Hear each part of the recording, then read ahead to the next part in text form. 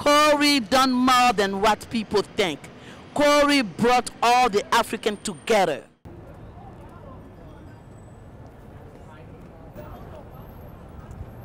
In part 7 of the Immigration Update series, we go to Newark, New Jersey. This time we meet some enthusiastic African commissioners appointed by the then two-time mayor of Newark, Cory Booker. But first, we meet the Reverend Dr. Raymond Fawole. Cory Booker has been my mayor for 2 times, and he has demonstrated the ability of a good leader. He's very constructive, he's very positive, and he does his work with excellence. Cory Booker rose in the ranks within Newark politics, first of all starting as the councilman of the district from 1998 to 2002, when he lost the mayoral race to former Mayor Sharp James.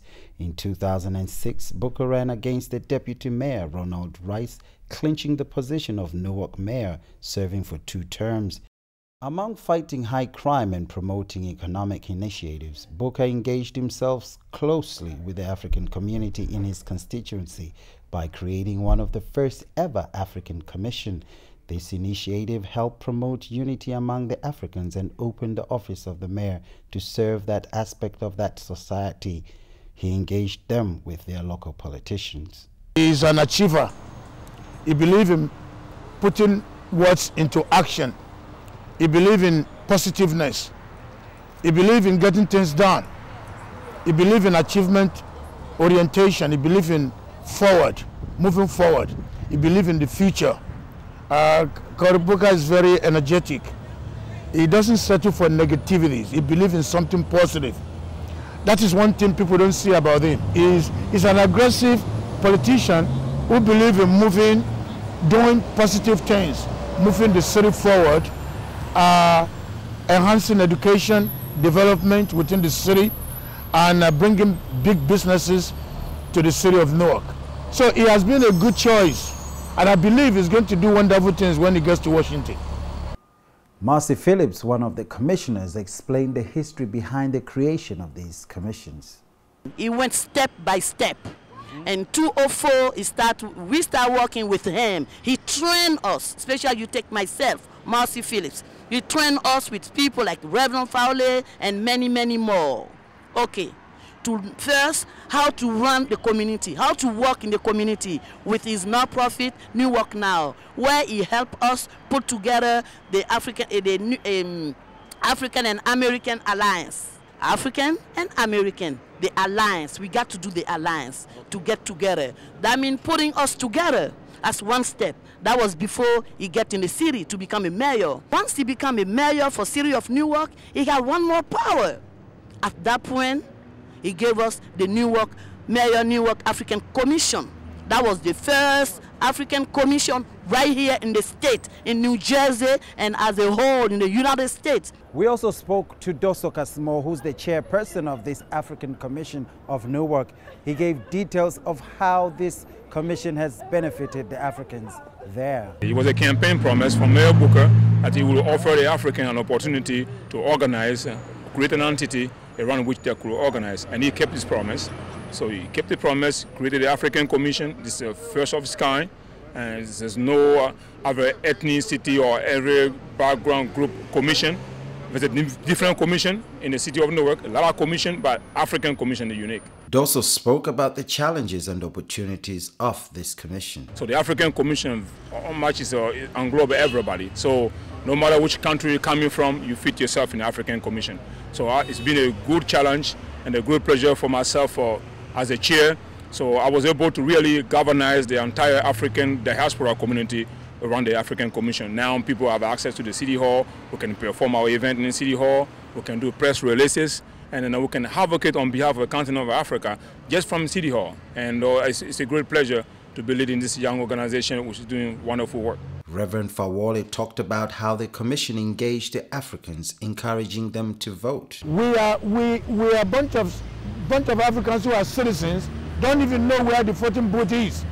They don't even know how to register to vote. So this we do every day, and everybody now now even eager to get more involved. Not only getting involved, the training that we have in America, we are taking the same at home, to have a political voice and a movement of peace to enhance the development of Africans and even Africans in America.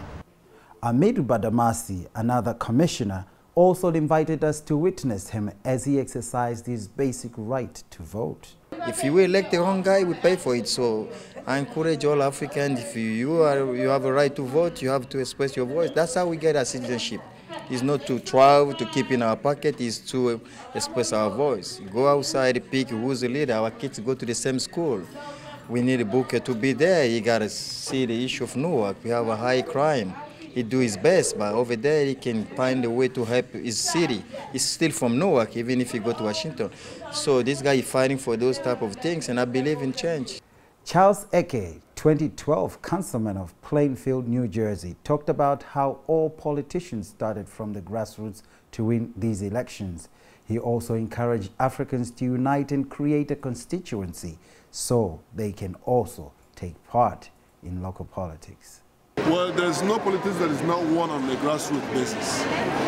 First order of politics is grassroots. If you don't win the grassroots, you can't win politics. That is what they say, that all politics are local.